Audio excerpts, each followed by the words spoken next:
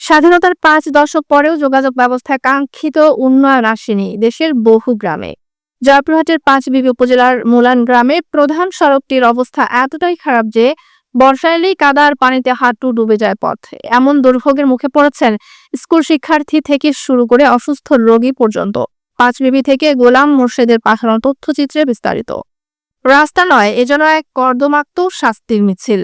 জয়পুরহাটের পাঁচবিবি উপজেলার মোহাম্মদপুর ইউনিয়নের মোলান গ্রামে প্রায় ৩ কিলোমিটার দীর্ঘ এই কাঁচা সড়ক বছরের পর বছর ধরে পড়ে আছে অবহেলায়।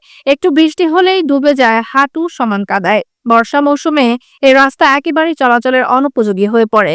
এমনকি অ্যাম্বুলেন্স, ভ্যান বা কোনো যানবাহনও ঢুকতে পারে না। বাধ্য হয়ে কাঁধে করে রোগী নিয়ে যেতে হয় কাদার ভেতর দিয়ে।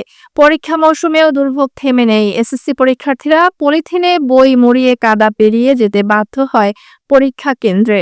আমার জন্ম থেকে এই গ্রামে আমরা চলাফেরা করতেছি, কোনো রাস্তার উন্নয়ন দেখিনি এবং পরিষদে ইউনিয়ন কাউন্সিলে এবং মেম্বার চেয়ারম্যান এবং উপজেলা পর্যন্ত নির্বাহী অফিসার পর্যন্ত আমরা বলেছি কোনো উন্নয়ন পাইনি। বাড়ির কাছে এমপি দুদু সাহেব উনিও চলে গেল, উনিও কোনো উন্নয়ন এই রাস্তার করেননি।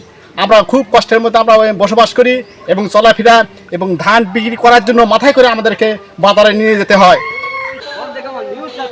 আমাদের রাস্তাটা আমি ছোটো থেকে দেখতেছি কোনো সংস্কার নেই। চেয়ারম্যান মেম্বার যখন আসে বলে জামাত করে, বিএনপি করে।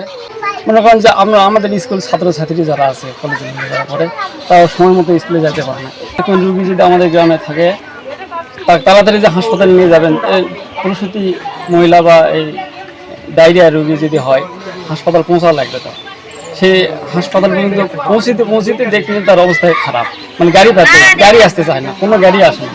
আবার দেখবেন যে এই ধান বিক্রি করার সময় ধান যদি বাজারে যায় হলো 1200 টাকা, আমাদের এখানে 1100 টাকা বা 1150 টাকা, কারণ ভাড়া ওদের ডবল কেয়ারিং খরচ হয়। এই জন্য দিন থেকে খারাপ। বর্ষাকালে যাতায়াতই করা যায় না, কাজের জায়গায় সঠিক সময় পৌঁছানো যায় না।